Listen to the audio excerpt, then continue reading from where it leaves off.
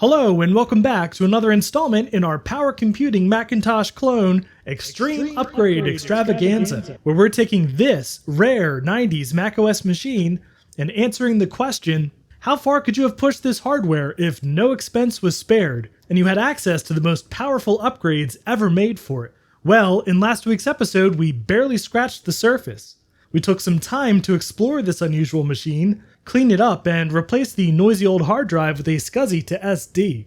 But today, oh man, today, we have one of the rarest and most powerful commercial upgrades ever released for any Macintosh. A brand new, never opened Sonic Crescendo PCI G4 running at 1 GHz. And if it works, it'll take this lowly 150 MHz machine and increase the clock speed by over 566%.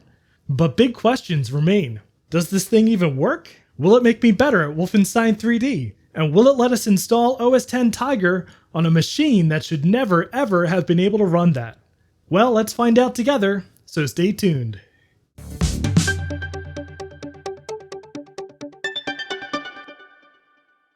And if you enjoy playing fast and loose with unobtainium level decades-old Macintosh upgrades, I hope you'll consider subscribing to the channel. Putting bonkers old upgrades in classic Macs is kind of what we do around here, so if you enjoy that kind of thing, it's definitely worth sticking around. Now, before we crack into this packaging and get a whiff of that 2007 factory air that's probably sealed inside, let me tell you the story about how I came to be in possession of such a rare and fabled upgrade. If you've been hanging around the channel for a while, you probably know that finding Macintosh accelerators and installing them in period Macintoshes is kind of my thing. It's an obsession that's been with me for many years, long before I ever started making videos about them on YouTube, and my absolute favorite accelerators are those made by Sonic, with their delightfully distinctive purple heatsinks. I've been lucky enough to find several for my collection, which have pretty much all gone into machines on this channel. I'll link a playlist with some of my favorites. But some of those upgrades had such a tiny market when new, and sold so few, that they rarely ever come up for sale on the secondhand market. And when they do, they go for unbelievable prices. Such is the story with this Sonic Crescendo 1 GHz PCI upgrade. I mean, it makes sense. Who in 2007 was looking to upgrade their machine from 1995 to modern levels of performance? And who in their right mind would spend almost the cost of an entire new computer to do so? This nicheness really shows even today, and not only in the rarity of these cards, but there's barely any info online for this 1 GHz Crescendo variant.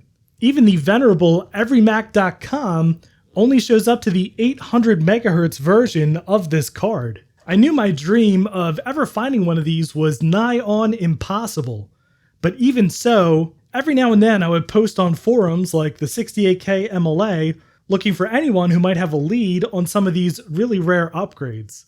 And then the stars aligned. The last time I posted one of these, I got a response. A kindred spirit just so happened to be working on his Ultimate Power Mac 9500 build, which is the same architecture as our Power Computing here. And on a Japanese auction site, he had found both the 1 GHz Sonic Crescendo and a top-of-the-line Radeon 9200 video card with a 128 megs of VRAM, which is the fastest possible video card that can work in one of these Macs out of the box. He also just so happened to have seen this channel before, and he graciously offered both of these to me for the cost that he paid for them on the auction site, which was an incredibly good price. And they hadn't even shipped yet, so he was able to divert the shipping from Japan to come right here to the Action Retro lair. And I wish I could thank you by name, but the 68K MLA forums tragically lost several months worth of data, including all of our conversations, so if you're watching this, please comment below or send me an email because I am absolutely eternally grateful for this incredible stuff. All right, let's crack open this Crescendo G4. And speaking of cracking into things, now you can crack into PCB design thanks to the sponsor of today's video, PCBWay, who in collaboration with Mouser Electronics is hosting their 4th annual PCB design contest. Choose from one of the 2 main themes for your project, IoT or robotics, or make up your own theme in the free theme category. There's lots of great prizes, including cash and technology, so check out the link in the description below for details on how to get your project submitted, or check out some of the great projects already submitted in the gallery for inspiration. So thanks again PCBWay for sponsoring today's video. Now, when I first got this, it was completely sealed, and I just cut this tape here mainly to make sure that everything was in the box. And I think that this unit was intended at some point as a warranty replacement unit because it's in this very plain box. Normally, Sonnet stuff comes in very ostentatious, very purpley packaging, not these plain white cardboard boxes. But as with most things, it's what's on the inside that counts. And this came with everything, including the Sonnet sticker, which I'm so excited for. And if this thing works, you know we're going to put this on the front of the case. But it also came with this very nice printed manual, including these warnings and recommendations for macOS 10 use. And it also came with the driver install disk, which is quite nice. These drivers are up on the Macintosh Garden already, but I think it'll be fun to try and install them off of this original floppy. And then just look at the size of this manual. I can't believe just how much stuff this goes through, which probably we won't need. We'll just install the card and see if it works. And yeah, here is the star of the show, the Sonic Crescendo. And the last time I opened up a new accelerator that was in this kind of blister packaging, everybody yelled at me because I cut into this saran wrap, which I really don't think is a big deal, but this time I will do as you all suggested and gingerly slide out the accelerator to preserve this saran wrap.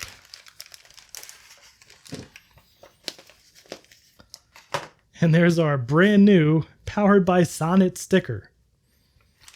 Yeah, look at that. Brand new, never opened. Observe precautions for handling.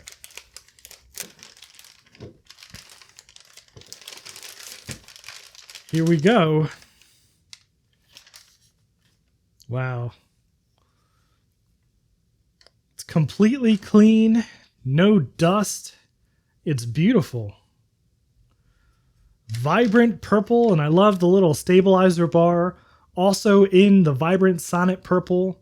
This is absolutely beautiful, and I seriously cannot believe that I actually have this holy grail of a card, and we're going to be installing in this super rare Macintosh clone. It's absolutely incredible.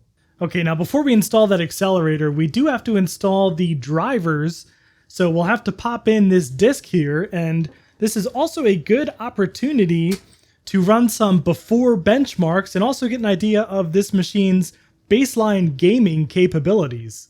So since the last episode, I have upgraded this machine from our Power Computing macOS 8.0 install to macOS 9.1, which we're going to need to be able to install macOS 10 on here at some point. And I've loaded up our Sonnet installer disk, and I've copied over this stuff just in case, this ancient floppy disk decides to give us problems. So here is our installer for the classic version, or the not classic, the macOS 7 through 9 version of the driver. We'll just do the standard easy install here. Alright, easy enough. Installation was successful. Let's take some benchmarks. Now, I know I mentioned Wolfenstein 3D at the start of the video, but the truth is that game runs beautifully on here. This PowerPC 604 has no trouble at all with that old game. So let's try something that requires a little bit more oomph, like Unreal Tournament. Yeah, so I assume this game is going to run pretty poorly, if at all. But let's see what kind of frame rate we get. All right, we are loaded into the game, at least the opening sequence, and yeah, that's a little bit of a slideshow. I mean, it works.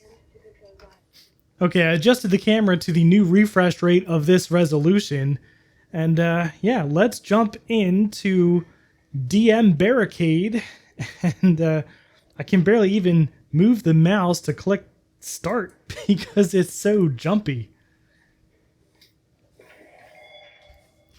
All right, so as we suspected, this frame rate is so bad I just fell right off the side of the world. Whoops. Yeah, this is totally unplayable, although it's giving a valiant effort in that it does still work. Oh my god, I fell off the edge again. I cannot see what is going on. Oh my god. Yeah, I've literally no idea what's going on right now. It's just, I fell through the world or something. Okay, I think we can all agree that the 604 cannot handle Unreal Tournament. And let's run my favorite benchmark suite, MacBench 5.0, which has a baseline of a Power Macintosh G3 300. So a baseline score 100% is equal to a G3 300, which is a great baseline for us because we're well below a G3 300 right now at a 604 150, but we're going to blow that out of the water, hopefully, if our G4 works. So let's run the main tests, which will give us an idea of processor and a couple other things. Okay, benchmarks are complete, and as you'd probably expect, we fall well below a Power Mac G3 300. 27% of the processing speed, to be exact. But yeah, let's throw the processor in and then rerun these benchmarks. And once again, this case is so easy to take apart. Just one thumb screw and two clips at the bottom, and the whole thing comes off. Okay, and while we're down here, let's take care of a couple other things. First of all, thank you very much to the viewer who let me know that the bottom of the case easily comes off, so you can access the PCI cards and everything else. So first I want to max out the memory in here, and to do so I have borrowed the memory from the UMax SuperMac S900, which takes the same 128 megabyte 168 pin DIMMs.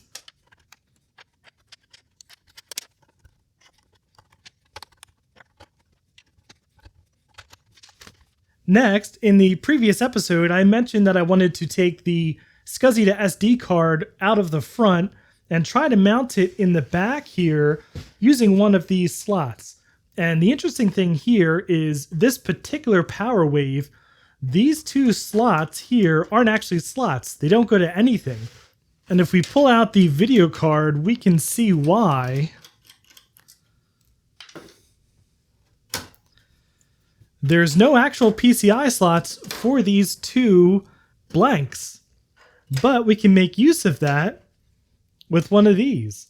This is from Thingiverse, and it's just a mount for the SCSI to SD that fits in one of these brackets. And I wasn't quite happy with the design of this, so I tinkered around a bit, and I came up with this, which I think is going to hold the SCSI to SD much better. Now, this isn't a great print, but the advantage is that, one, the SCSI to SD actually snaps in place here, and two, screws to hold it in will go straight through, and we can secure it with a nut on the end instead of just screwing directly into the printer material as on this one. So I'm going to put a link up to this after I tinker around with it a bit, because the print still comes out kind of messy. And granted, I'm not a professional 3D print maker at all, so maybe there's a better way to design this or put supports on here, but I'll definitely make this available once I think it's ready. So I've taken our SCSI to SD out, and this fits in here just like that and kind of snaps into place.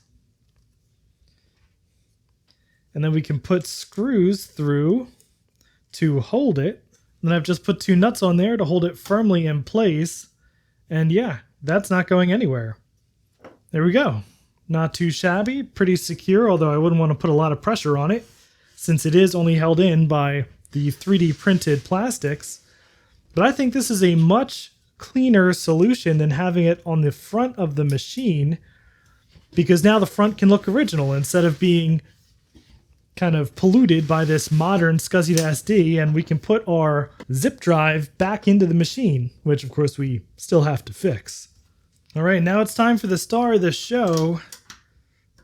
Let's dig into the middle of the machine here so we can upgrade the processor.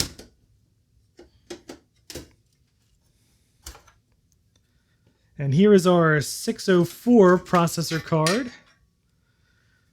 Just a simple plug and play. We'll take that out. And in goes our Sonnet, which I just noticed is dramatically smaller than the original 604 card. And I wonder how loud this fan's going to be. Probably extremely loud, so maybe we'll have to find a new fan for this thing. But this will just plug directly into this slot. There we go. Look at that. Purple power is installed. All right, the card is installed. You can see that wonderful little glint of purple right here. Everything's plugged in, so here's the moment of truth. Let's power this thing on.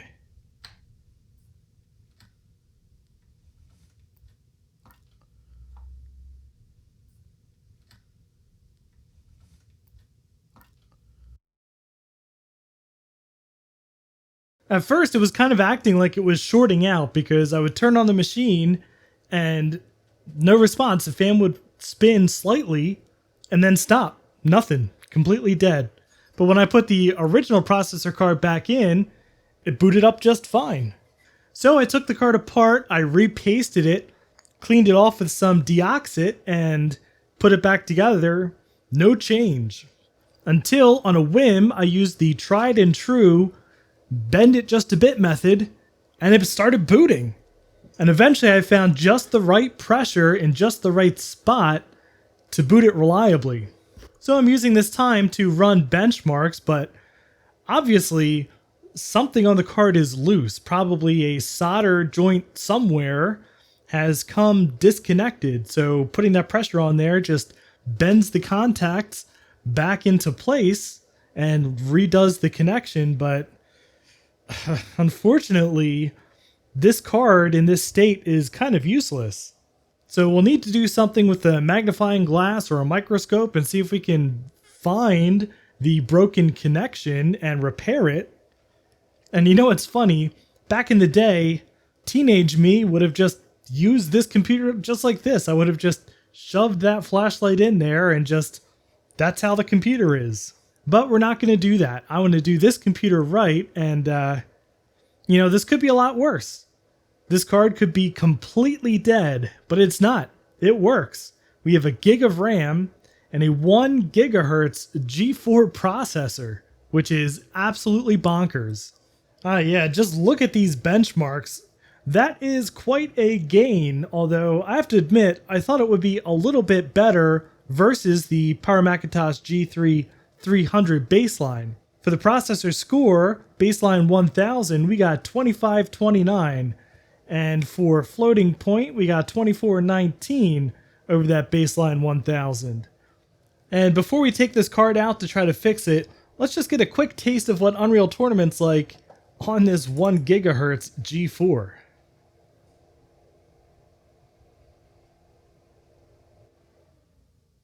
Well, my little flashlight moved inside the case, so the computer shut off. So I think we'll have to leave 1 gigahertz Unreal Tournament on a bit of a cliffhanger until we can fix this card.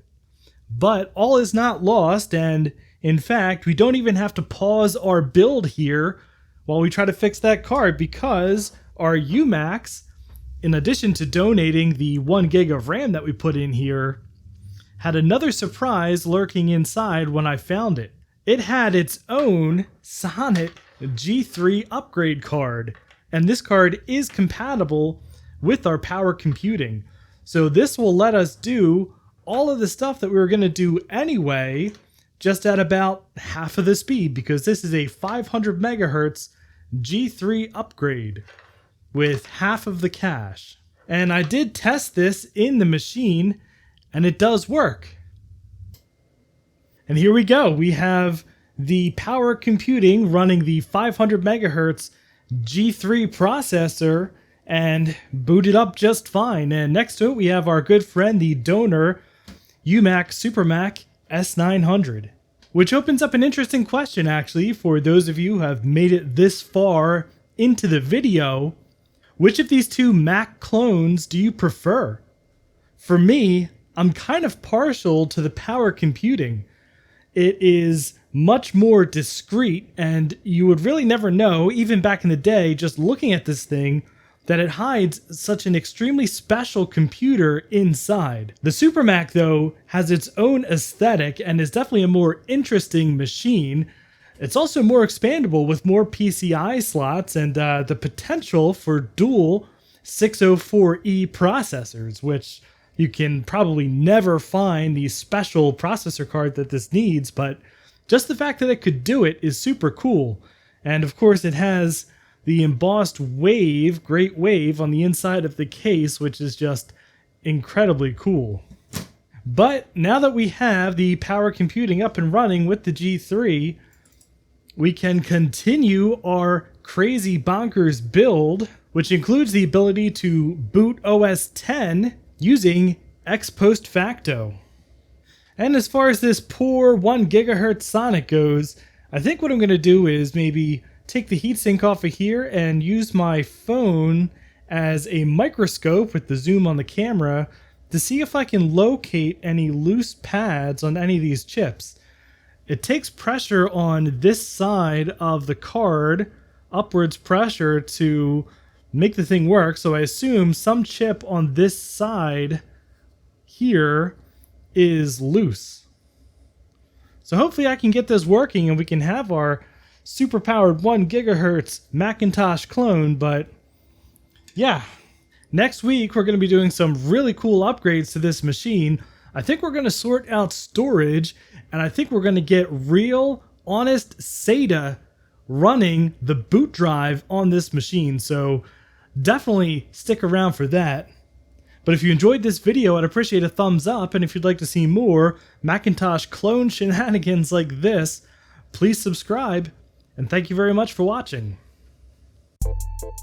And a special thanks to Chris Allegretta, Tom, Stig124, Justin D. Morgan, Chris Calderon, and Greg from Hurricane Mods, who are my highest tiered patrons, and all of my Patreon supporters for helping make these videos possible.